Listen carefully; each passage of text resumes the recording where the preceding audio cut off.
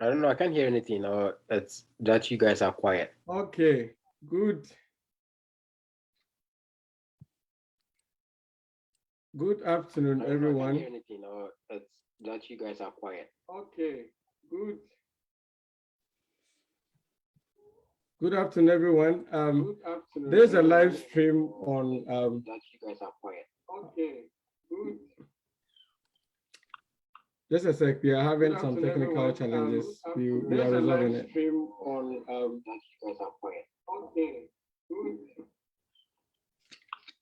Just a sec. We are having some technical challenges. We are resolving it. Stream on. That you guys are quiet. Okay, good. Just a sec. We are having some technical challenges. We are resolving it. Stream on. That you guys are quiet. Okay, good. Just a sec. We are having some technical challenges. We are resolving it. Stream on. Okay. Is it okay now? Yes, I think so. It looks better now. So, Dr. Lohua, can you hear me? Yeah, just hold on. I'm coming. Just a second. Okay, it looks like some of you are muted.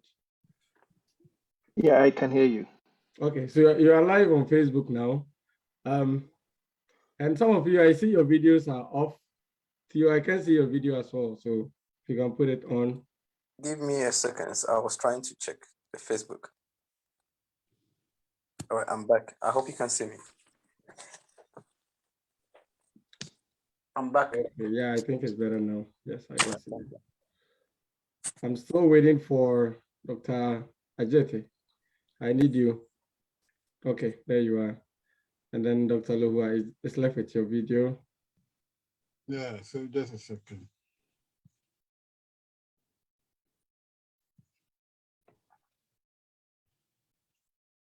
Okay, as he sets his stuff, I do welcome everybody to this live broadcast. It's our way of giving back to the society. We want to guide people through the numerous opportunities that do exist. We don't want to have it in a way that it will be in the form of a formal kind of slide presentation where sometimes it gets boring. So we're going to have this roundtable discussion. The men that we have on this panel are people who have been through the Ghanaian system, and they've had the opportunity to be studying outside as well. As I speak, almost everybody on this panel is either holding a PhD or almost done with a PhD. So there's this vast of experience that we've empaneled today. If you have any questions, as we go through our discussions, you can put it in the chat and they are there to address. If you also have anything, you can DM me or any of them out. You can look them up on Facebook as well.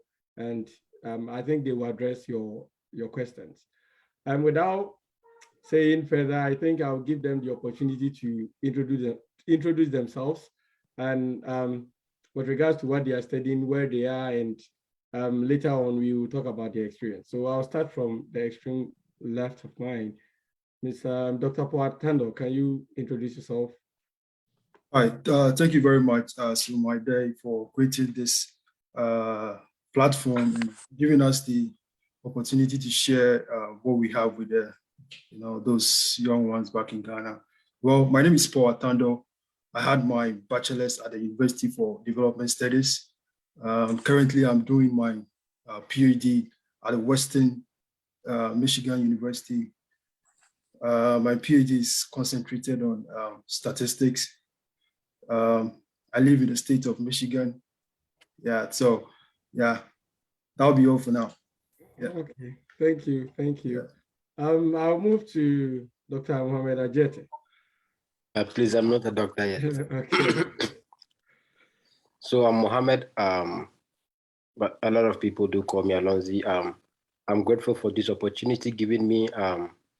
It's wonderful that would have people like you to create this platform for people to also like share knowledge or have some conversations.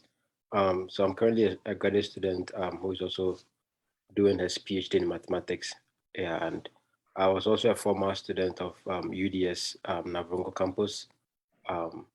So I think that's all for now. Okay. So yeah, thank you, Mr. Mohammed. I'll move to Mr. Samuel Fusumenza. Hello, everyone.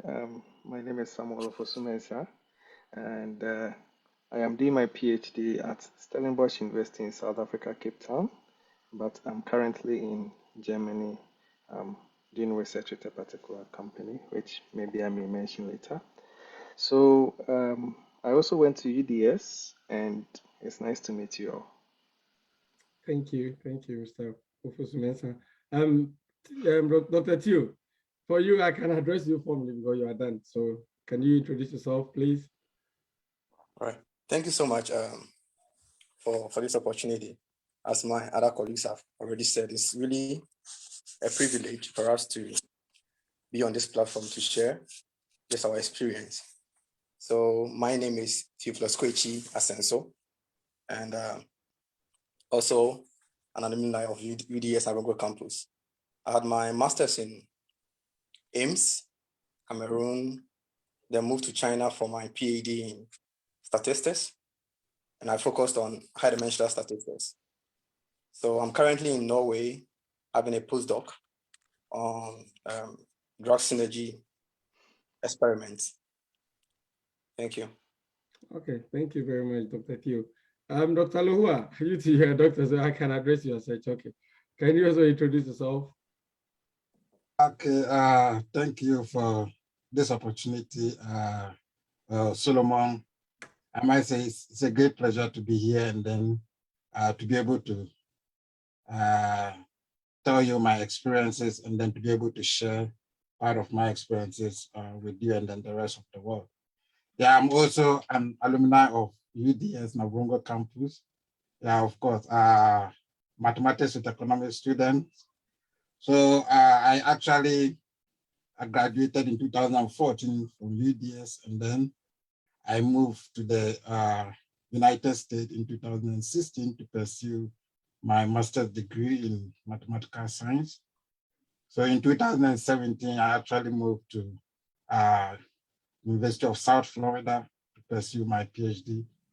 So currently, I'm done with my PhD and I'm assistant professor at California State University. So again, I'm happy to be here to be able to share with you some of my experiences. Okay, thank you, Dr. Lohua. So as you've heard from them, I'm Solomon. I'm your host, and they are my colleagues. So we are all most of us are in the PhD program. And we hope our experience will help you today. If you have any question, like I mentioned, don't hesitate to ask. So there's a structure, we've put up a structure of how we want to go ahead with our discussions. We are going to be talking about the opportunities that exist in other countries, and then we want to take a look at countries that do admit Ghanaian students, not just them, but they do admit them with scholarships. And in particular, we will focus on China, US, Canada, Germany, UK, Norway, and if time permits, we will do with other countries as well. So that will be the first part, talking about the opportunities. And then we will have a discussion on how you can put up a very competitive kind of application. As a matter of fact, it's very difficult for people to get into programs with scholarships in the sense that you're making applications with people from numerous countries. So you having a very competitive kind of application is a very good thing, and that is what we are going to help you with. But as a disclaimer, we are not here to do the job for you. We are here to guide you. So the chunk of the work will depend on the effort that you put up if you're interested in finding an opportunity. Okay, so I will probably start from Dr. Theo, who has been in China. I want him to give us a very broad view of his experience in China, getting into the programs there, how someone can go through the application and other stuff. So that is what I want to ask from Dr. Theo. So if you can hear me. Okay. Thank you so much. Thank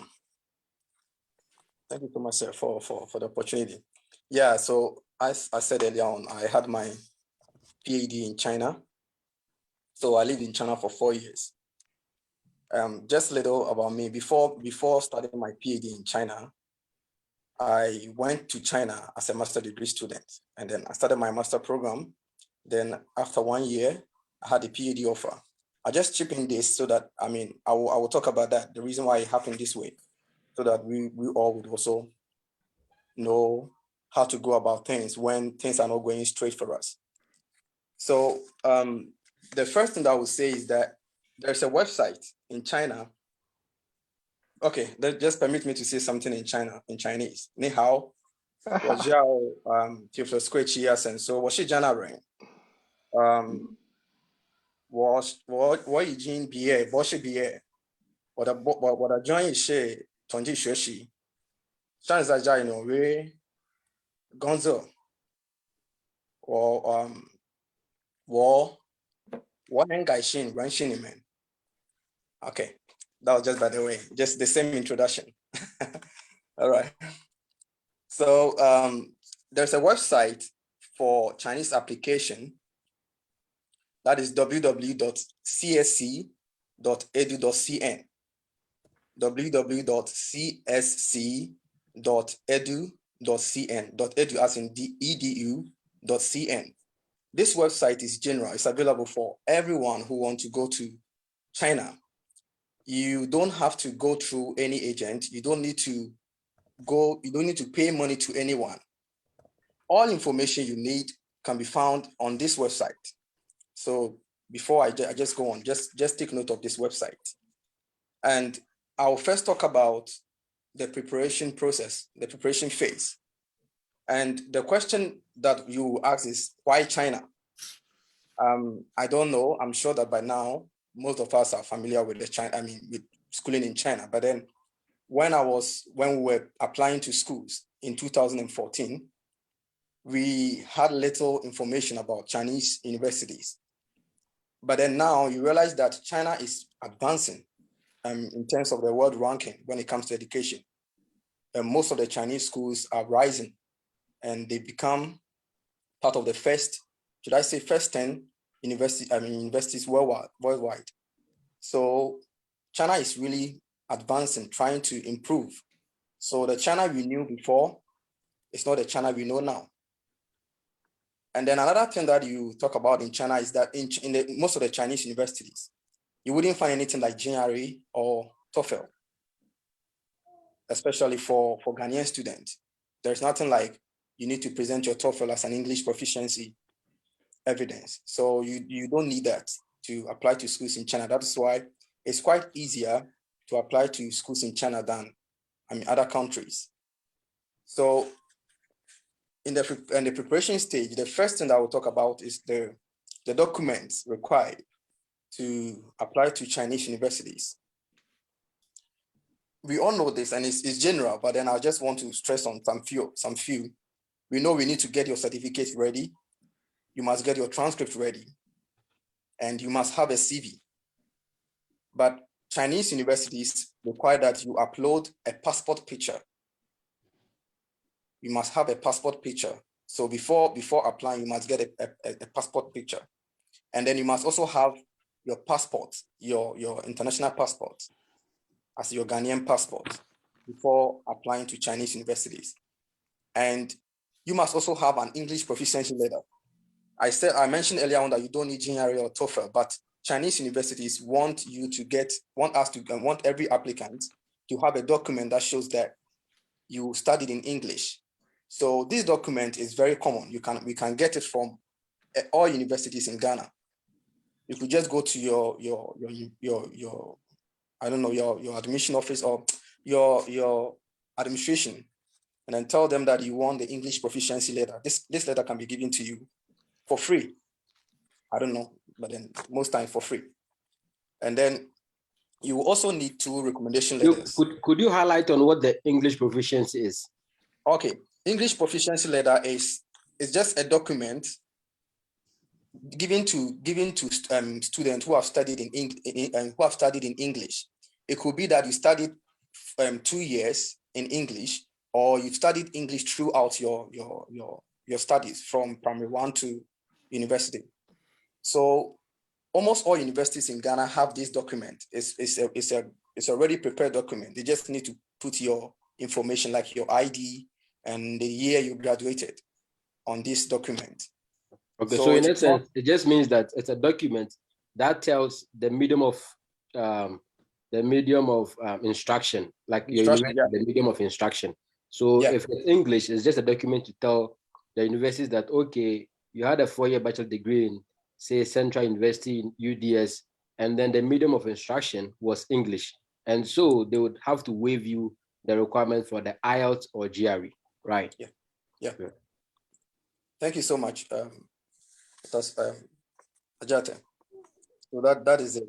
It's just a document for you to be waived. And then you also need recommendation letters. The reason why I would like to talk about this is that for Chinese universities, most universities outside China, the recommendation letter will have to be sent directly to the school by your referees. But for Chinese universities, you must have a soft copy of your recommendation letter. So if you get a recommendation letter from your university, from any lecturer who taught you, you will have to scan this letter and upload it into the system. So to apply to Chinese universities, you need a soft copy of your recommendation letter, 2 of them. And then you also need a medical report. I have a question. So in this regard, does it mean that if, say, a professor writes a recommendation letter for me, I could be able to use that same recommendation letter for multiple schools? Yes, thank you so much for this question. This one of the problems that we've encountered so far when it comes to most universities in Ghana, granting recommendation letters to students to study in China. You realize that one recommendation letter can be used for multiple schools when it comes to China, especially when the recommendation letter is written in a general form. Unless the recommendation letter is directed to a specific school, that is when you cannot use. But then if a lecturer writes a recommendation letter for you and it's written in a general form, not addressed to any specific school, then you can use that same letter to apply to multiple schools. Okay, thank you. And another question to ask is that, so with regards to this information, who is qualified to write a recommendation letter? Is it necessarily your lecturer? And if it's your lecturer, does the title matter? What weight do they put on these recommendation letters? Or for example, if say I was a TA in UDS, right? And I got the chance to teach some students, am I qualified to write a reference letter, a recommendation letter for a student if I'm able to speak on their abilities? Okay, thank you so much, Tajate. What entails in this recommendation letter is that they want more basically they want to see your ability, your academic performance, especially your academic performance. But then if you could get for some time now, they stress on a professor. When they mention the name, the title professor, it doesn't mean the person must hold a professor's title. It can be a doctor, it can be someone with a master's degree but has taught you. I remember when I was applying during my time, I got recommendation letters from people with master's degree, and it was accepted. So far as the person has taught you and can assess your academic strength, such a person is in a position of writing a recommendation letter. But such a person should be in the institution where you are taking the letter from. So it cannot be that you taught as a TA in UDS, now you are in the USA and you are writing a recommendation letter for a student who is coming from UDS. You must have the letterhead of the school as well. So all these things entails in the recommendation letter. So you cannot be a TA who is currently based in the US writing a recommendation letter for someone from UDS. Yeah, so just to make a comment on the recommendation letter. The recommendation letter is not necessarily have to be a teacher or a professor from the school you find yourself, because once you graduate from the school, mind you, it's not everybody who become a TA in the school, or it's not everybody who work in the school. So what happens is people find themselves in different disciplines of work. So wherever you find yourself in the discipline, that's where you can pick your recommendation letter from. But the question comes, the question that becomes very intriguing is what should be the structure of the recommendation letter? Because if I find myself in as a TA, then obviously the structure is going to be skewed towards more of an academic application. But then somebody who finds himself or herself maybe in an industry, now if you're applying for a master's degree, for a further studies in master's degree, again, such an application letter should be structured in a way based on the demand of the university. Again, based on the demand of the university. So recommendation letter could be literally written by anybody within any discipline, but again, it should emphasize so much on the demand of the university. So what it also means is that you should be able to supply the person writing your recommendation letter with something like your resume and then something like your statement of purpose so that it will guide the person when writing the recommendation letter. But your statement of purpose is something which is actually giving a detailed information on what you seek to pursue going forward. Hence, providing the individual with such an information will be able to guide the individual to write a statement of purpose that will actually help to meet the demand of the university. Yeah. Okay, go on to. So I would also like to chip in this. So much. With recommendation letters, I think that it's very important. I've been in China for 3 years. I think that every country has their rules. And even here in the United States, some schools do really specify at least one needs to be a professor. Some require 3 too. So I think that it's like you are saying, anybody could write, but it's important to be able to read the instructions and what it's required of you. If they expect a professor or somebody in academia, maybe one person, it means that even if you are working in the industry, 3 of your bosses cannot write that for you. It means that you have to get somebody who has taught you or who is in the university to be able to get that for you. And also when I was in China, I think China, they really specify that the person should be a professor. It's been a while, but I think I have that memory that the person needs to be a professor. So I think that it depends on the countries and the schools too and their requirements. But in China, I remember it should be from the professor. But I think that maybe here in the United States, it could be from any other places. But sometimes they do have some specific strict requirement. At least maybe one needs to be from the academy or something. I don't know. But and even with that, if I will add, I think it's even in your own interest that you get someone from, at least one person from academia to write a recommendation, in the sense that the bottom line is the school wants to assess whether when given the opportunity, you'll be able to complete the program that they are giving you. They don't want you to come in and then you end up being a dropout. And that's the reason why, because they are going to provide funding for you one way or the other. So they want to make sure that there's a recommendation coming from someone who knows you from the academic point of view, and the person could attest to the fact that, okay, when given the opportunity, this person is not going to be a dropout. He or she is actually going to work hard to make sure he finishes the program. And that's why you're going to need somebody from academia. Dr. Gio, you can continue. Thank you very much. I think, okay. Yeah, so I think regarding the idea of the type of recommendation letter and whom the recommendation letter should come from, I mean, the fact that you get somebody from the academic field to actually also write the recommendation letter for you is something important, but I wouldn't say it's a necessity in most cases. But however, it's important in as much that it's actually come to add some kind of quality to the application you are making. And then also to be able to get a recommendation from different sources, I think is something which also go to prove your worth as an individual going forward. And that actually make you more competitive. So I think it will be more important if you don't find yourself in the academic field during the period of your application, then of course, it will be important to at least get, let's say, one recommendation letter from other source of academia that actually will add up some quality. And then it will also go to mean that, I mean, you are not somebody who is only known by the profession in which you find yourself, but however, somebody who have been known by several other individuals proud to your career.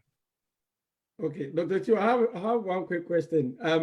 You mentioned that if you want to apply for a school in China, you need to visit www.csc.edu.cn. Does that require any sort of application fee or something? Do you need to pay anything when applying? No, please. This website is free. You could apply free. You don't need to pay anything. With regards I to was going to that go too, there. I think that I was going to go there, but then I'm yet to go to the application. Okay, the okay. application procedure. and also aside Yeah, so- aside the CSC, I think there was some other website that I don't know, I forgot, but I'll try to check and see. That website provides you schools and the kind of courses. Studyinchina.com. That is studyinchina.com. Yeah, the kind of courses those schools provide and the provinces in which they live in, and those like detailed requirements. Then from there you could be able to go to the school's personal website and then get more information for yourself. All right. Okay, so and then let me just pass this comment. So and then talk of the recommendation, you know, most often than not, there are several people who graduate from school and then they lose that kind of connection for so many years, maybe they might have lost that connection. So I don't want you out there to feel that, okay, here's the case of maybe I might have graduated for 4 years, 5 years ago, and that I don't have any kind of connectivity or connection regarding my professor who taught me and then others. So what then should I do as an individual? So that's why I said that shouldn't be a focal point of barrier towards your application. It's recommended to do it to get somebody from the academia, but it is not a necessity. As long as you get people within the profession you find yourself currently who can actually write a recommendation that go to meet the demand of the institutions, I think that is more of importance. So you don't have to say, since you've actually lost touch with your professors for some years now, it means you are not eligible to apply for a school outside, and based on the fact that you cannot get a recommendation letter. So recommendation letter, getting recommendation letter shouldn't be a barrier. But however, getting it from a professor or somebody who have taught you before only go to help you to be more competitive and improve the quality of your application. Okay, Dr. Chiu, you can continue. Right. Thank you very much. So the Tajeta was talking about the schools. When you visit the www.csc.edu.cn, you could switch to English. We have the Chinese and then the English. You could switch to the English. There, you will find study in China. There's a place, a portion for study in China. Once you click on study in China, you will find the list of all the universities. That's what I think that was what Dr. Jetta was saying. You will find the list of all the universities in China based on provinces. So based on provinces, you find all the universities. When you click on a university, you find a program that you do. You find a time where they apply. You can get a university's official website, and you will get all the information that you need. That is why I gave this website. Once you click on this, and once you go to www.csc.edu.cn, you will find study in China. Just go to study in China. You'll find all the information you need. This website is not for you to apply for CSC scholarship. That is, I will come to that place. This website is to give anyone who wants to go to China the general information, all that you need to know about Chinese universities. So I think that anyone who wants to study in China can start from here, can start from this website. And there you can find the information Tajate also mentioned. So yeah, to go ahead with what I was saying, yeah, my colleagues have already spoken about the recommendation letter. The reason why I brought in the professor does not mean the person must hold a professorship title. Professor means a teacher who has taught you, a lecturer who has taught you. That is what they mean by. I remember when we were applying, when we saw professor, we thought that it should be a professor. But then later on, I realized that doctors could apply and could write a recommendation for us. So it was okay for doctors to write for us. It was okay for anyone who has taught you to write a recommendation letter. And then my colleague, Dr. Lewo, also chipped in that you can also get it from the professional field. But if you read the instruction of the university and the university says get it from professors, then please, you must get it from professors, not from any other place. All right. So to go on with you also need a medical report. This medical report can be obtained from the Chinese embassy website.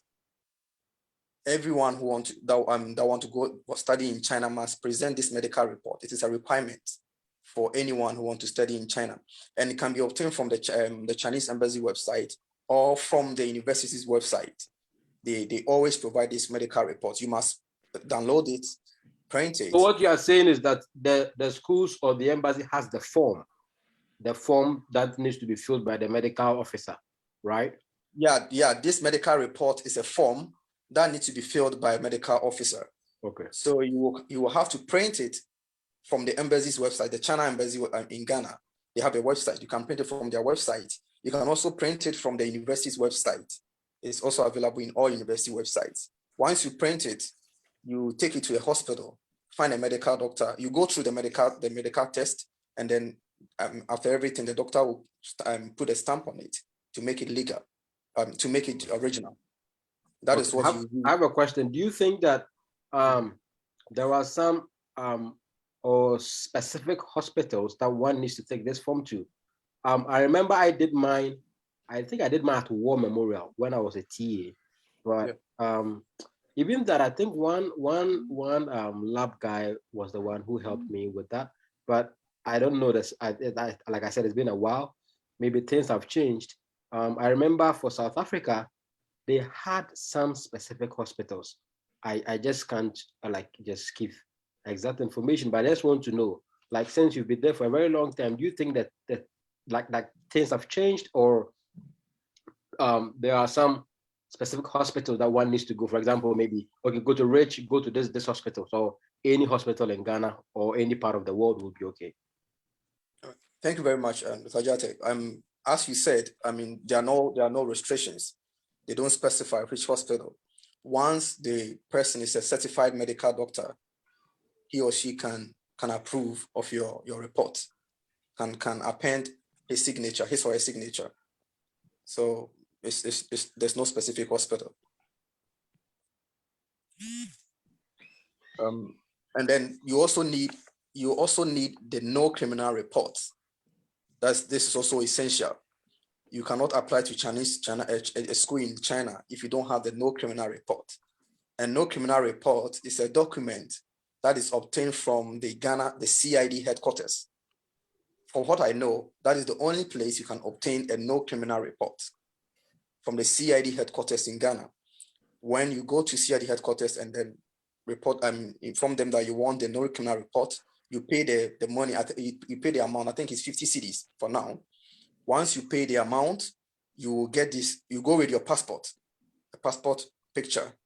You go with your passport picture and then you pay this amount. If you have a question with the criminal report, do you need that in order to apply, or after the application that you need to do that? Because I remember for me, I think I did that after I have been accepted. I don't know if things have changed, but I would be glad if you could be able to confirm that.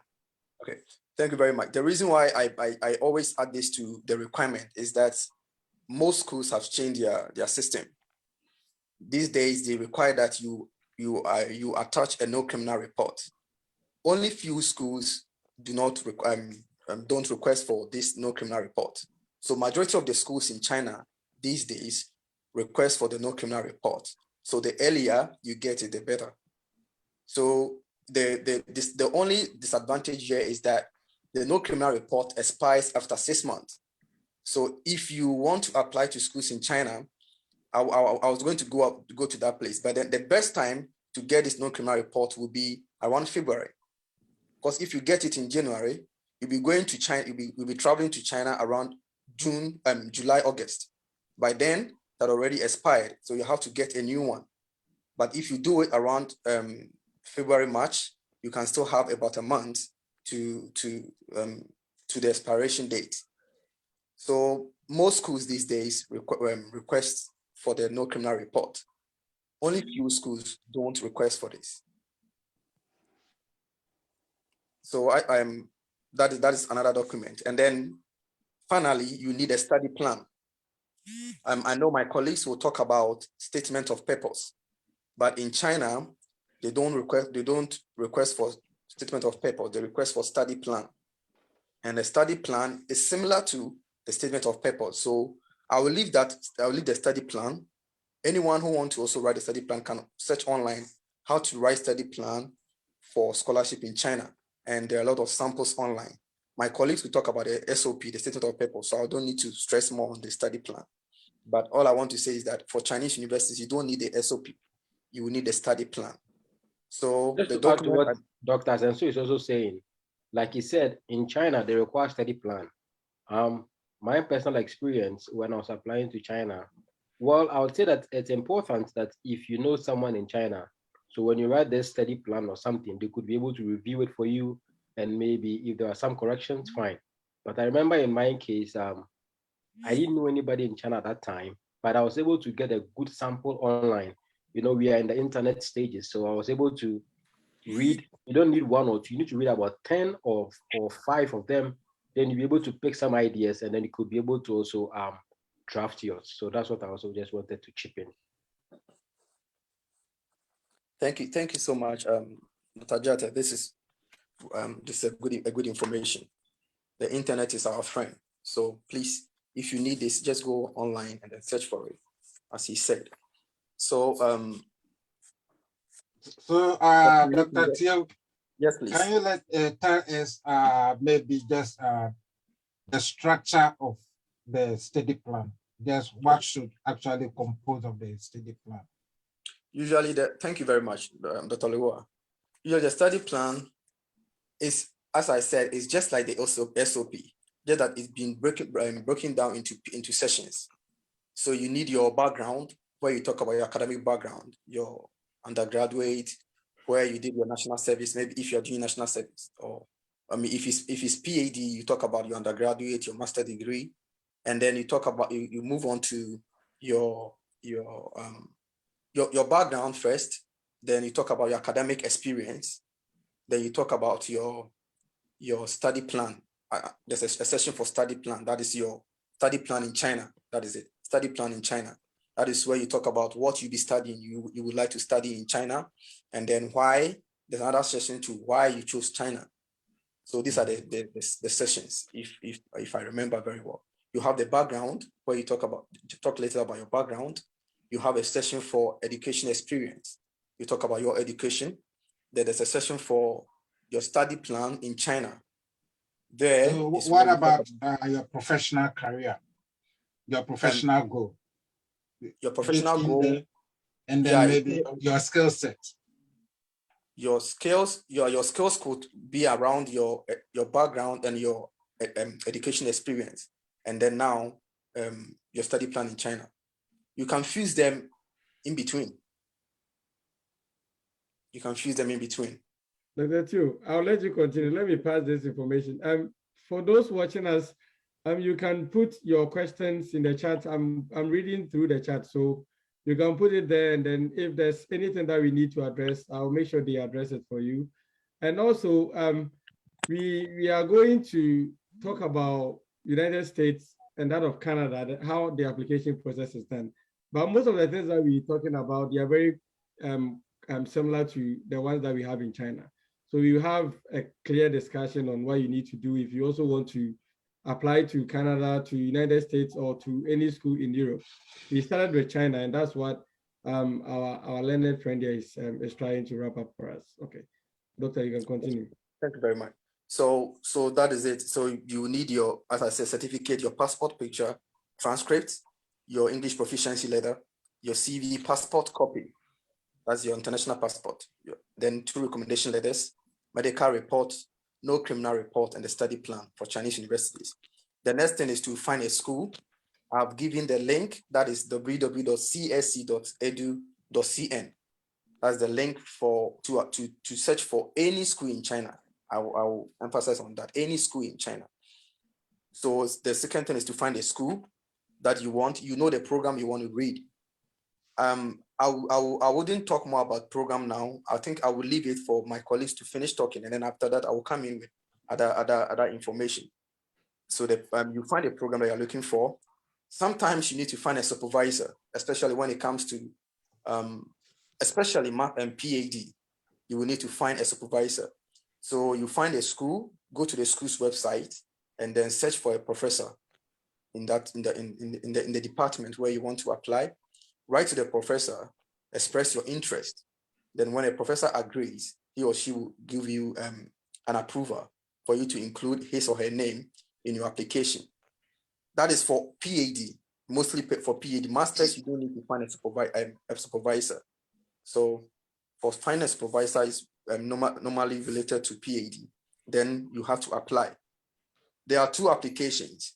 If you would like to apply for the Chinese government scholarship, then you have to submit two applications. If you don't want to apply for the Chinese government scholarship, but a university scholarship, then it is just one application. For the Chinese government scholarship, you have to apply from the CSC website, that is the Chinese Scholarship Secretariat, Chinese Scholarship Council website, and then you also have to apply from the school's website. And using the www.csc.edu.cn, you will find all the information. If a university wants you to apply from the Chinese Scholarship Council website, it will be stated on the website of the university. So that is all for China. Since I was called to talk about China at the moment, for now. I don't know if Dr. Solomon, you would like to move to Norway. Thank you very much. If you have anything that you found very different with regards to that of China and then Norway, you can chip it in before we move to the US. We are going to talk about US and Canada next. I think they are ready for that. Yeah, I think they are the same, just that in Norway, you don't need a study plan, as I said, you need the OSOP. And for Norway, you will also need, for the Chinese application, it starts in January and ends in May. But Norwegian universities open the application from August for international students, people coming from outside Europe, from 1st of August to the 1st of December. So if you want to apply for a program, a master degree in Norway now, I think they've already closed the application, the admission. So that is the only thing I would like to chip in. And then for Norway, okay, I also want to ask you a question. When is the application period for the Chinese? Because for the Chinese education system, I do remember usually most of them have deadlines on 31st March. I don't know if that has changed as well. Okay, thank you very much. So it starts from January, right after the Chinese New Year, from January to June. But then if you want to apply for the Chinese government scholarship, from January to March, as you just said. Okay. Yes. Dr. Chu, somebody asked a question from Facebook, and the person is asking, how hard is it for someone to find a supervisor? Okay, it's how hard. I don't think it's that difficult to find a supervisor in China. You should write. It depends on how you structure your expression of interest to the supervisor. Most professors in China are ready and willing to work with anyone. You just have to send the person an email, express your interest, send the person your email, your transcript, and your CV, and then express your interest. It is easy for you to find a professor once you submit these documents. And don't submit to only one professor. Submit to as many as you can. Okay, so that to me, I think that is also true for the application. Also, add to what you were saying. So the thing is that, how do you find a supervisor? First and foremost, you go to the school, go to the programs, and I think most of the universities have the names of the professors and their research interest. Yeah. And so you look for the one that aligns with your interest. And when you are sending the email, you don't go send, hey, hi, how are you doing? I hope everything is fine. You don't go text those things, because you have to understand that these people are extremely busy. And so you go straight to the point. You've seen their profile, you think you like them, and think I work with them. This is what you're also looking at doing. This is a sample of a proposal. Then you attach the document like you said. I think that is a good way to go. But if you go say hi, hello, and expect that he would have to reply you saying, you two, how are you doing? I'm sorry, most of them will just ignore your email. Okay. And for me, many a times, I think the problem that people also face Dr. Teo mentioned that you need to write to multiple people. When people have one application or write to one person and they get denied, they think that's the end of the rope. I mean, you can write to as many that you think you find interest in their work. And at the end of the day, if you write to 10 people, 9 of them rejects you, all that you need is one person to supervise you. You don't need all the 10, you need just one. And it happens even in application. If you have the opportunity to apply to as many schools as possible, you need to do that to increase your chances of being admitted. And if it so happens that maybe some schools are denying you, don't give up, just keep doing it because that is the norm. So many people from other countries are also applying to the same program. Okay, Dr. Kitu, you can continue. Yeah, I just wanted to chip in the last thing before I hand over to you. For Norway, no PhD in Norway, the application is open throughout the year because most schools wait for fundings, and as soon as they get a funding, they announce it on a website. And the website is jobnudge.no. I've shared it. Can you please share it on the Facebook page? Jobnudge.no. Once you go there, type your interest. If you want to apply for PhD in Norway, for masters, it starts from August to December. But for PhD, the application is open throughout the year. You can always find PhD offers on this website. All the universities in Norway, mostly Scandinavian countries, announce their offers on this website because PhD is considered as an employment here. So they announce on this website. Once you go to this website and find an offer there, go ahead and then apply. Thank you very much. Okay, so I think next in line, you will talk about the United States. And for that, I would like Dr. Atando, Dr. Lohua, and Dr. Ajete, you people should take us through how has your experience been with regards to the materials that we need, the process, and which schools can we even consider? What are some of the things that we need to look out for? So I want this to be a roundtable discussion. So any of you could start. All right, so let me start with the United States, and then I think I would allow Loa and Mohammed to. So I'm just going to give a general framework, a general overview of how the applications and scholarship looks like in the United States. So for the United States, we don't have a specific website where we have all the opportunities available there. How to find schools is through research. Like Theo mentioned, the internet is your friend. So first you can do the search. We have the Google search. Okay, just type schools. Type, for example, you type master's degree in business administration online, USA, or you can just add Michigan or any state in the United States to it. So that's one. Two, you can go to LinkedIn. Okay, LinkedIn is a very nice platform to meet people out there studying in the United States, and then you can reach out to them. On the personal level, I've helped a lot of students through LinkedIn, from Ghana, from Nigeria, Cameroon.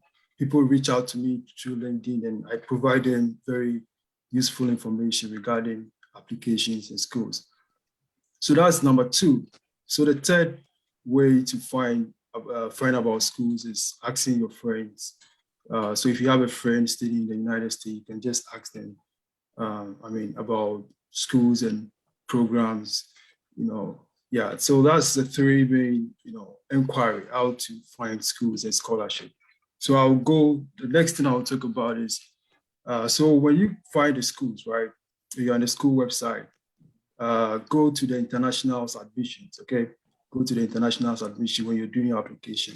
We have application for domestic applicants and those for the international students. So make sure your application is done at the international admissions. So the next thing I'll talk about is the materials you need for the applications. So for the US, it's a little bit different from China and Norway, as Theo and Alonzi have mentioned. So for the US, but we have most of the materials in common. So you will need your transcript, you need reference letters, most especially from your professors.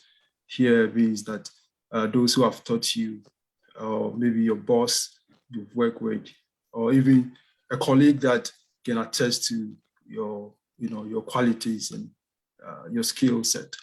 So that is the reference letters. And then you also need a GRE. Well, GRE is not mandatory, or is not compulsory required by most schools. It's just a requirement that is being,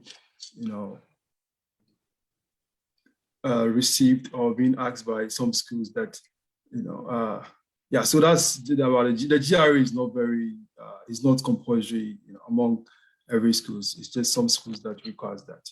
You also need a TOEFL. TOEFL is not always compulsory. Some schools will waive it for you if you're coming from an English speaking country, or if you've had your education in an English speaking country like Ghana. So by way of an example, for me, I didn't write TOEFL, and then when I was getting my master's, I didn't write a GRE because my school did not require me to write a GRE. So if you don't have a GRE, don't be bothered. There are still a lot of schools out there in the United States who do not require GRE test. Some schools also require you to upload your resume or your curriculum vitae. This is mostly required when you are applying for a PhD. For masters, you don't have to upload a CV or a resume. So that is that. And the final document that is mostly required is the statement of purpose. So this is mostly required when you're applying for a PhD. Some master's programs do not require statement of purpose. And as Theo and Lohua have mentioned, so you should make sure your statement of purpose carries a lot of information, and don't just write a general statement of purpose. Don't just write a statement of purpose that probably you took from someone. Make sure your statement of purpose align with probably the department activities. For example, let's say you go to your department, the department you're applying for. If they have an event like, let's say, they have events like colloquium, you could say, well, you are well aware of some colloquium activities in the department, and then you'll be glad to, attend that, which is a medium to network and meet other, potential research supervisors. So make sure your statement of purpose it's very, it's talking about the programming, the department you're going into.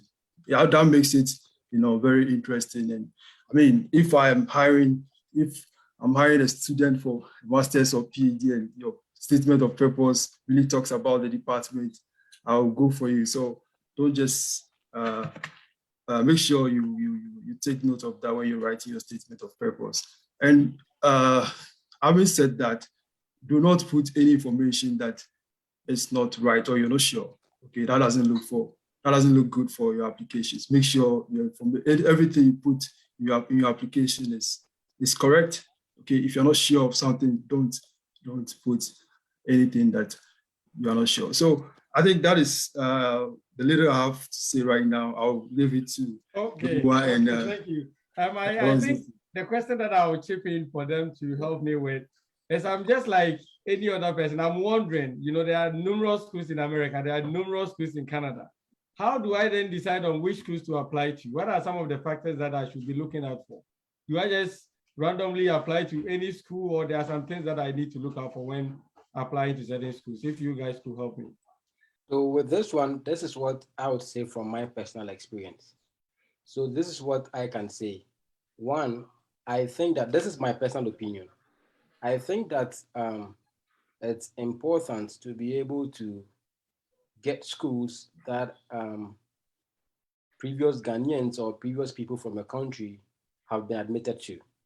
Because one thing you have to consider when applying for these schools is that most of these schools are going to spend a lot of money on you, and it's a risk they are taking. They also want to minimize their risk. And so they can be able to do that when they can speak about past students from your school or your country, because they also do not want to get into a situation whereby they will admit you and there will be a lot of problems, you'll not be able to graduate, and a whole lot of issues. So with your question, I would say that it's important that when you want to consider applying to schools, first and foremost, try to check your previous colleagues. Maybe if you have colleagues who are also outside the country in which you are interested in, and find out which schools have they enrolled in. Or even if you have seniors or people who have graduated before you, it's important to find out which school they've enrolled in and the programs they're offering. And I think that is a good way to go. Then they can be able to give you more information, also help you to make your application. Yeah, so to add to what Ajate said, I think it's extremely, extremely important to actually consider such a factor, because the reason is that schools in which you have previous students coming from maybe Ghana or coming from your country, Nigeria, or wherever it is, now such schools have an background information about students coming from this particular country, Ghana. They know information about Ghanaians, their performances, and then others, and then the fact that if they should recruit them or they should grant them admission, they are going to go through the system successfully. So if you have schools which have actually proven that Ghanaians students have been very successful over there, then you stand very higher chance of being granted admission when you apply for such school. But then if you apply for school in which no Ghanaian have not been there, even though these are extreme cases, but however, even though there are possibilities, yes, you could be the first Ghanaian to be found in such schools. And then also, just to also clarify things, also not only just Ghanaian, but also it could also be a specific school from Ghana. Because mind you, we are talking of Ghana as a country, and then also a specific school from Ghana. For instance, if you apply to schools in which there have been a lot of UTS guys who over then, they have had good history in terms of their academic performances, then you stand a very greater chance of being actually granted admission, as compared to a school in which you actually don't have so much history in terms of maybe the academic standards or performance of maybe UDS students. But again, generally, the country can fail, then also you can filter out considering the school specific as a factor when applying to this school. But also, and then also notwithstanding, these days, the internet, like my colleague says, internet is our friend. Sometimes you might have found people through LinkedIn, and then others, maybe you might have found somebody as a friend from LinkedIn who might be maybe a professor in another school or something like that. You can reach out to the person, hey, I wish to apply to a school for admission into this program in your university. Is there any likelihood of being granted admission? Now, this becomes very key, even though you might not have a Ghanaian student over there. But then the fact that you're able to reach out to the person and then you have some kind of friendship connection or network with the person, that could also be a factor for you to be granted admission. So the reason is that I made this statement because we cannot all focus on maybe looking at to apply to schools in which either only Ghanaians are found or maybe either only where only UDS students are found. But however, being able to actually spread out or expand our admission efficiencies as a country or maybe as a university is very key. So you might be the first individual to be granted admission in a particular school. And now that becomes the springboard for others to also join, which is very key, because for most of us, perhaps we were either the first year UDL students in our school, or maybe the first Ghanaian students in our school, but thereafter it became a springboard for others to actually continue. And now it keep on going on and on and on. Then also to start with, I will actually start from the root and then climb up the, I will look at it from the bottom up approach. Now I will use my story as a way of explaining certain information to those of you who would find it interested in applying for schools out there. For instance, I graduated in UDS in 2014, then I became a TA in 2014. So in 2015, I actually finished my TA-ship. That was during my national service. So the question is, during all this while of my national service, what was I doing as an individual? And then even to start with, what are the most important criteria to actually take into consideration before you apply for school?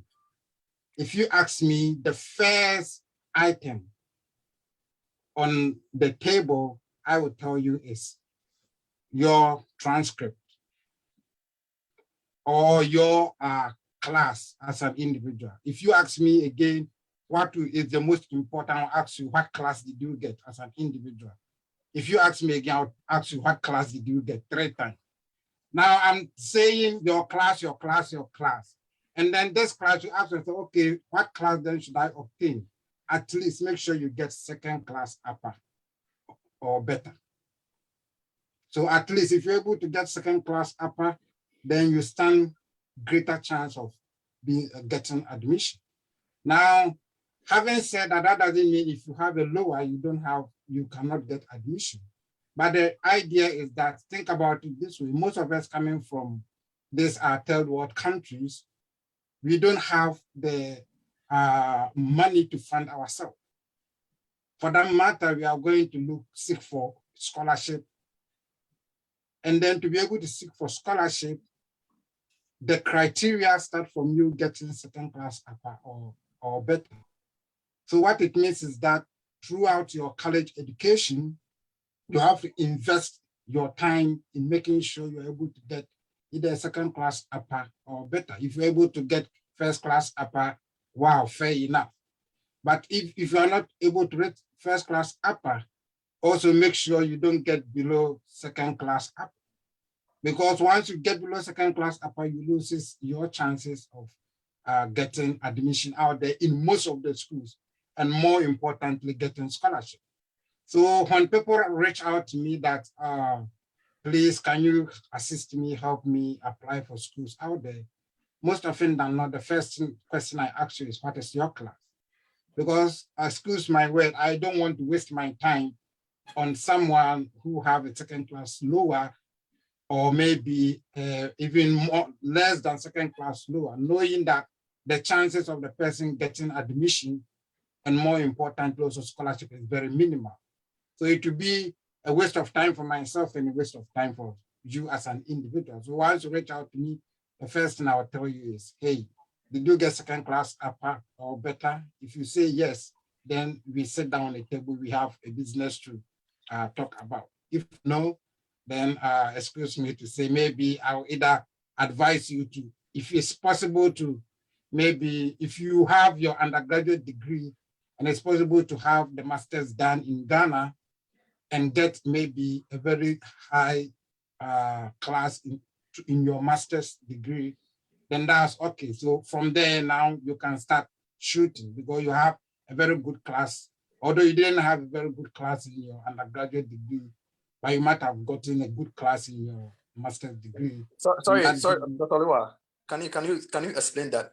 Are you talking about people who are seeking for scholarship, that is funding, or you're talking general?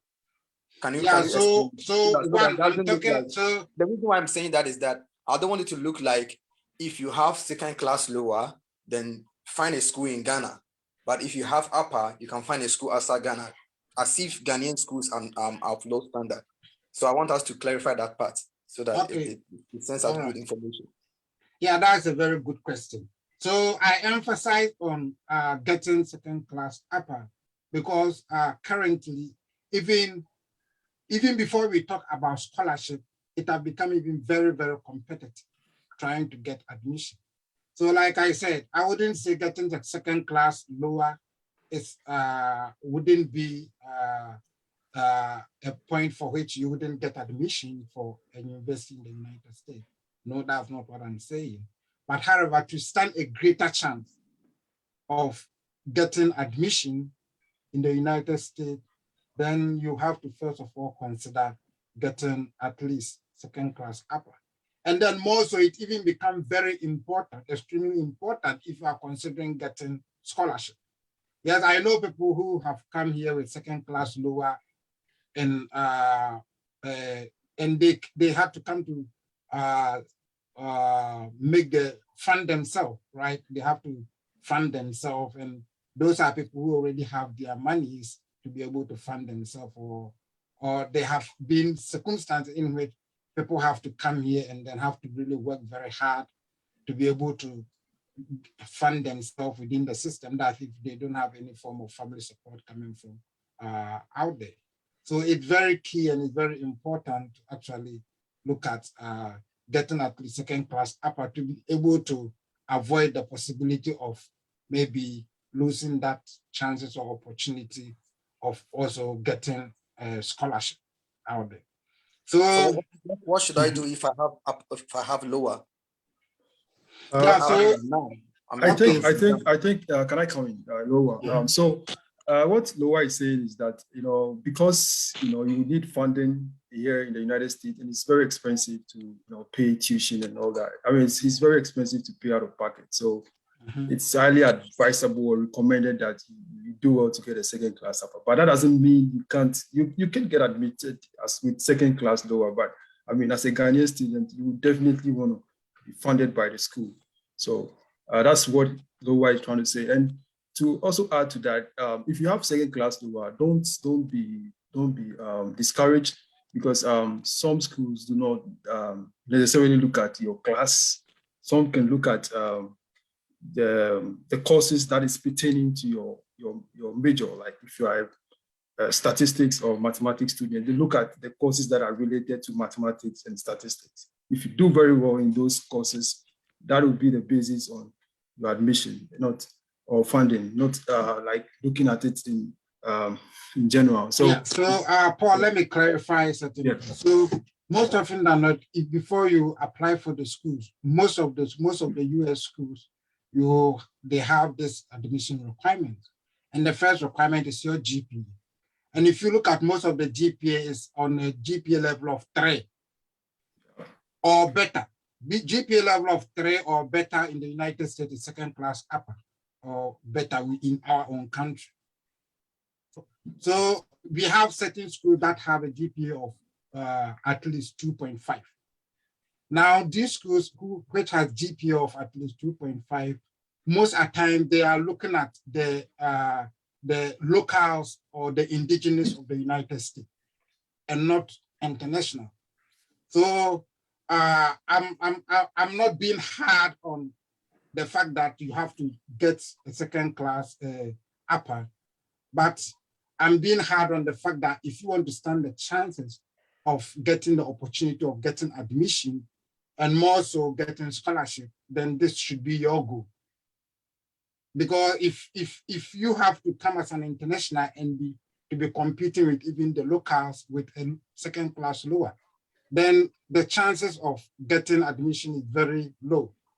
And then also during our own applications, there was this requirement of GRE, where you have to write GRE during our time. So most of us have to write the GRE before we apply for the schools. And then we use the national service period as advantage to also prepare to write this GRE. So we wrote this GRE, and then it was also a requirement. But now, most of this. Noah, let me just chip in. I think there's a question pertaining GRE, so I would like you to address that for me. Someone asked that, is the GRE and the TOEFL equivalent to the English proficiency letters that they have? So it's something that I would like you to address. What are some of the advantages of the GRE? I would also like to talk on that question. So, okay. First and foremost, whenever you are making an application to a school, you have to read the admission requirements. So, for example, even when you come to some universities, not only about universities, but the program also matters. In some same university, in some programs, they waive GRE. When I say waive, it means that they do not require GRE. Some programs too in that same university do require GRE, GMAT. So in instances where they require GRE or GMAT, it means that it becomes a necessity. And it also means that your score does matters, right? And also whenever you're making an application, just put in mind that you are competing with hundred thousands of people. Why do you think that they should choose you and not the other person? Right? So you also simply have to put, you have are in mind that competing with the world. you are competing with the world like so many people. And so you also have to understand that it's only a few people who are screening through your applications.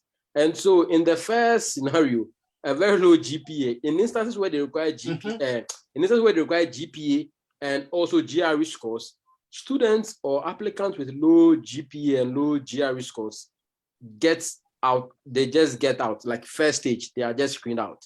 So in instances where schools don't require GRE and you have a GRE, it's an advantage to you, right? Because assuming that myself and Dr. Lua have the same degree or have the same, say, similar transcripts, why do you think that they should accept me and not Dr. Luhua?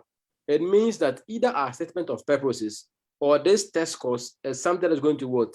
Set the difference, right? And also you have to also have in mind that these schools, most of these graduate programs don't admit more than 10 people.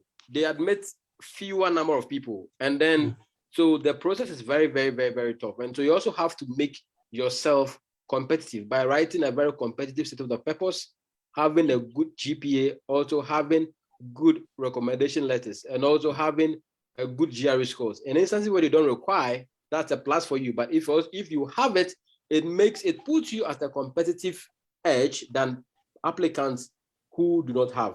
And so also have in mind, you are competing with people from China, all other parts of the world. And these people, to one thing you also have to have in mind, if you graduate from tech, UCC, UDS, and what have you, most of these schools or these professors do not know your school, right? They could only speak about your school if they've had past students that have graduated or they've done well. Then they could say that, okay, Dr. Lohua, I'm saying it because Dr. Lohua went to this school because of how he excelled. Because of him, they started admitting Ghanaians or other people from that university. Then they could be able to know your school. But aside that, most of the applicants coming from other school, they can't tell whether when you guys were writing the exams, you guys cheated, whatever you did. No one can talk about that. But they know that this GRE, this TOEFL, and this standardized test, the invigilation is very strict, and so they have more confidence in that is more credible, I would say, than maybe some, because millions of universities, they can't tell about all universities, you know. So those are the things that I think that makes it better to have. So to add to what Ajate just said, which go to back to the point of GPA. Again, if you ask me, I'll give you 3 times. What should be the biggest requirement? GPA. Again, GPA. This thing is the biggest requirement you have to think of. I mean, if you are not having if you are an undergraduate student and who is having the dream of pursuing your career outside, then please, please, please, if you currently don't have your GPA up to the 2nd class upper or better, then that should be your goal. It should be your first dream, even to think of dreaming the American dream or the China dream or the European dream or whatever it is. Let's talk about that dream first of getting a better GPA. Once you get it, just like Ajata made mention of, the person screening your applications is screening hundreds of people application from all over the world. Lua, I'm from Alonso. Men say me, Mr. from Alonso. Okay, so I'm sorry. So Alonso, just as Alonso stated, the person screening your applications is looking at hundreds of applications from people all over the world, right? So the person doesn't know you as a person. even if should the person know you, for instance, there are instances in which maybe as an individual, I might know a professor who is in another school, and then who might even be part of maybe people who are maybe screening the applications, or maybe you know somebody else, you might want to recommend that student. Now, you wouldn't want to, once you are recommending a student for a particular professor or an institution, your reputation is at stake. In a sense that the performance of the student will be a factor to your reputation. If the student go to perform very well, then what it means is that the next time if you give another recommendation, they are going to take it. If the student doesn't perform well, if you give another recommendation, they are not going to take it. So over there, which means that reputation has been destroyed, and nobody wants to do that. So that's why, first of all, you look at getting a better GPA. Then we start speaking about the possibility of even applying for schools. Now, at the application process of applying for schools shouldn't be a big deal, but rather getting a better GPA should be a big deal. So I would rather, as an individual who is looking to dream to apply for a schools within the United States or elsewhere, rather focus on getting a better GPA, and then you now move to the next step of getting guidance on perhaps how to put in some of these applications. Guys, I want you to then also before we are running out of time. Okay. We'll probably wrap up and close maybe in 30 minutes time when it's around 8 p.m. in Ghana. But there's a question that I want you to address for me. This is the very last question that I think I have. That someone said, please, I'm a teacher with a diploma and I want a degree to continue. Can you guys brief me about what the chances and any advice that you have for me?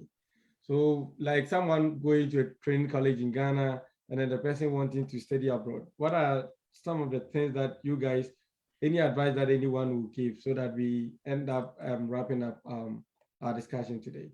So what I would say is that I would advise that fellow to first consider getting a degree in Ghana first. That is what I would say. I have limited knowledge on scholarships for undergraduate students. What I know is that they usually like students who have maybe WASI result and then they write SAT, SAT, and those kind of things. Even most of those ones are personal scholarships. So I would say that first and foremost, try to get a degree in Ghana first and try to, like Lohua said, try to study hard and get good grades. Then you could be able to look outside if you really want to get those postgraduate degrees. Okay, thank you very much. So Solomon, I think, like you said, we have only 15 minutes or so left, and I actually thought everybody was going to speak, and I also maybe chip in what I also know. So, knowing that we only have 15 minutes, I would like to also share my views on the matter. So, I introduced myself earlier on. Sorry that my camera is not on because I'm currently not at my usual position, so the internet is not quite good at the moment. So I will turn my video off for now. So I went to South Africa for my master's and later on continued to do my PhD there. So for me, I would first of all ask you, potential applicant, that if you want to do a master's, are you applying for a master's to do a taught master's or a research master's? There are two kinds of masters. There are masters which are basically taught in the sense that you attend classes, a lecturer standing in front of you, and then write on the board, and then maybe at the end of the semester you write an exams. There is also another masters where you just go to do research. In this case, you do not attend classes at all. I have gone through these two processes. My first master's was a taught master's. My second master's was just research based. So first of all, ask yourself this question: what kind of research, or what kind of master's degree are you looking for? A taught master's or a research master's? Now, usually these taught masters, they come with specific requirements. For instance, the GPA has been talked about, and usually it plays a very important role. So if you are going for a taught master's, GPA is very, very important.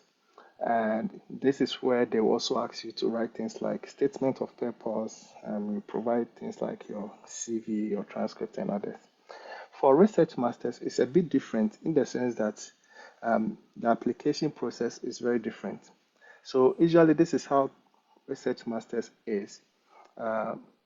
Let's say there's a professor in Switzerland. You've checked on him. He has written some publications, and maybe you are interested in his work. So you write him an email, a very formal email. Hello, my name is Samuel. I'm from Ghana. I graduated this year, so and so.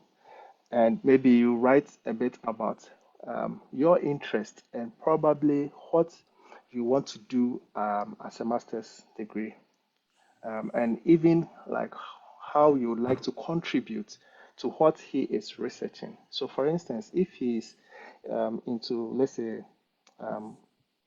maybe probability distribution kind of work, what are you willing to maybe contribute to that specific area? What are you willing to contribute?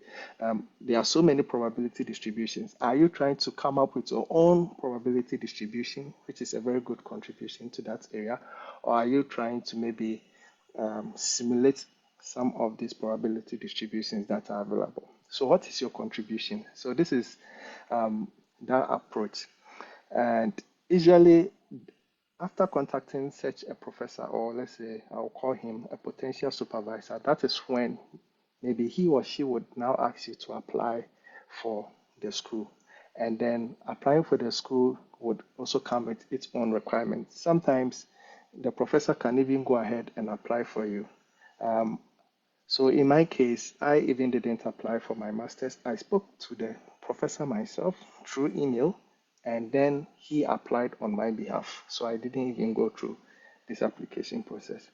So I know there's no time. I would have loved to share more on this, but I would say, first of all, consider what kind of master's degree are you looking for? Are you looking for a taught master's, or are you looking for a research-based master's? And maybe you can look at their advantages and their disadvantages. I'll give a quick one. For instance, a taught master's, some countries do not accept taught masters. For you to maybe start a PhD or something, you may still have to do a research master. So just consider some of these things, and then I'm sure you would know what to do. But as always, you can always contact us, and you can also give us our knowledge on the matter. Thank you very much. Thank you. Just like he mentioned, we would have loved to have this discussion for as long as possible, but I mean, so many of us do have other responsibilities that we need to attend to. So this will be a series of stuff that we'll be doing. Anytime you find something useful, you'll come live, and sometimes we'll give you the opportunity to join if you really want to join us. So before we leave this meeting, which I think we have about 6 minutes, we want to stick to time, not the Ghanaian time per se.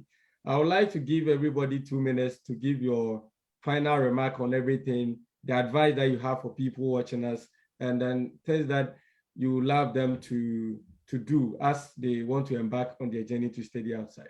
So I will start from. That's what I want to start. Let me start first. Okay, go ahead. I would say 2 minutes, right? Yeah. So I would say that most of these people who are talking today, don't see them as superheroes. They've also applied to schools, and we've gotten denied several times. And getting rejected, it's normal, and it's part of the process. And also applying to these schools, I would also say it's expensive, time consuming, and then it's sometimes stressful. But it's also part of it. Those processes also shapes you to become um, a person who has like somebody who is responsible, and also somebody who can be able to succeed. And so if you start applying to these schools and you get rejected and those kind of things, it's okay. All what is important is that you don't need to give up. If it's your dream or it's your ambition to be able to get this done, you just keep trying, and then try to also seek for help. Seeking for help doesn't necessarily have to. You also, when you're seeking for help, have in mind that those you are trying to contact have schedules, and so try to make stuff simple. Don't go text hi and then wait for reply hello. Just go straight forward and try to also be Right. go by your time. And that's all I just want to say. Thank you very much. All right. So I'll take it from there. Mine is a quick one. So when you get a chance to do any volunteering work or learn any other skill at your free time, please take advantage of that. It speaks volumes of you. Yeah, so that's what I have to say. Yeah. That's all. Okay. So yeah, I'm Dr. Teo. Okay, thank you very much. So I'll just say something quick. What I would add to this is that applying to schools, we've said a lot, requires a lot of sacrifice. So try your best to sacrifice, especially your time. And then another thing I will talk about is your resources, especially when it comes to paying application fees. There are some schools that you need to pay application fees. You need to write GRE, meaning that you have to pay for the GRE. Sacrifice little. I've met people who have refused to apply just because they felt like it's too expensive to pay application fee, like 1,000 Ghana cedis. But you are paying 1,000 Ghana cedis to be given a funding that is worth $30,000. So you can imagine, it's worth sacrificing.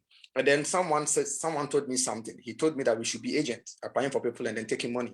I told him I could not do it. Why does he want me to be an agent? He told me because Ghanaians are lazy. That's what the person told me. Most people in Ghana are lazy. And I was really surprised that I heard that statement from the person. So the reason why agents are taking money from us, from our brothers and sisters back home, is because they think that we Ghanaians are lazy.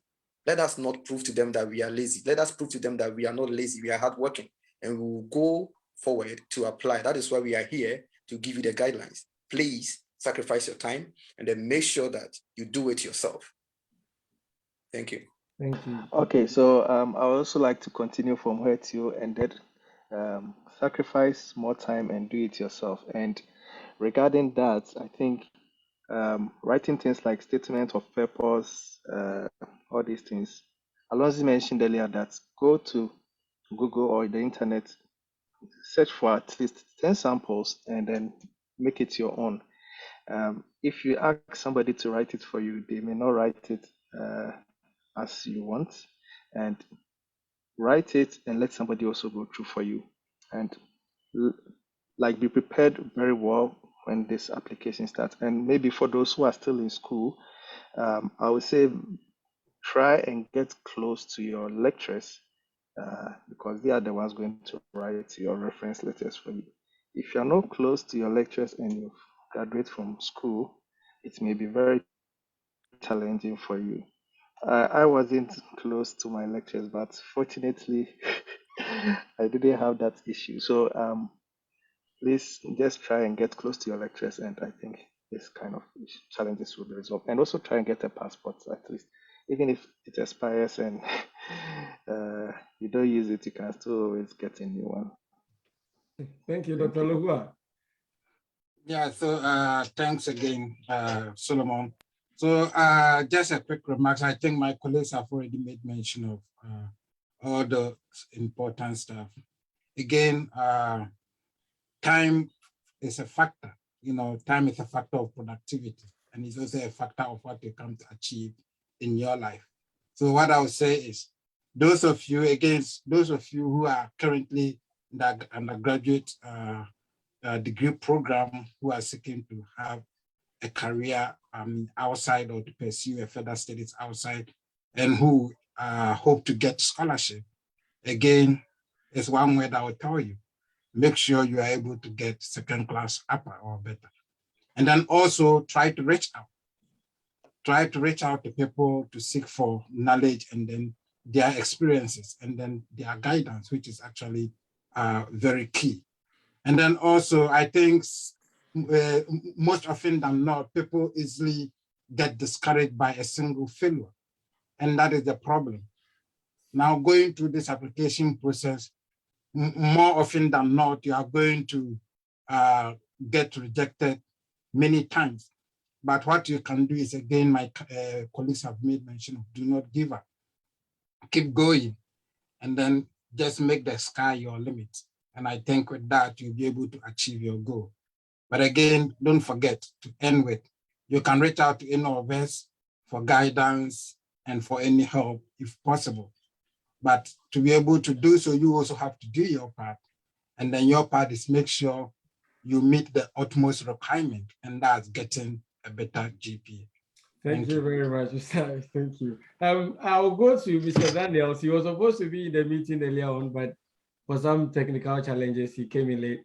Do you have anything to say? We've said a lot about applications. He was going to talk about Belgium, but unfortunately, we didn't get the time for that. Maybe next time we have the opportunity to see what is happening in Belgium too. Mr. Daniels, do you have anything to say as we wrap up? Okay, thank you, Mr. Samuel, for the opportunity. I don't know what you discussed, but I would like to, can you hear me? Yeah, we can. Yes. Okay, so I would like to touch on the course selections. So for the new people, if you are selecting a course, please don't select a course for selecting sake. People come here and they get stranded, like they struggle with the course because they chose for just, they wanted to travel. So just know what you can do. Just try and choose a course you have a background. Even if you don't have a background, there should be a passion. Yeah, that's what I like to say. Okay, thank you very much. So in all, we were not able to give you specific schools that we think you should apply to, but I think the information that we've shared with you, you are well equipped enough to take very good advantage of the internet. There's a chunk of information on the internet that you can take advantage of. And as you go through what we've been saying, and as you do the search, if there's anything that you don't understand, come on, reach out. I mean, you reaching out to somebody doesn't mean you are weak. So far as you are trying to help yourself, it's very easy for someone to push you to cross the line. So just own it. Make sure it's your own stuff that you want to do. And if there's any assistance or help that you need, you just open up and reach out to people. And I'm sure that any of the guys here who accepted to do this thing voluntarily will just help you go through it. And we do thank you for your time. We've gone past time by 2 minutes. We live in a part of the world where time is respected a lot, so we have to respect your time. So next time you advertise, and then whenever we come in online, just stay alert. We are going to let you know when our live program will be on. Thank you very much and have a very good evening.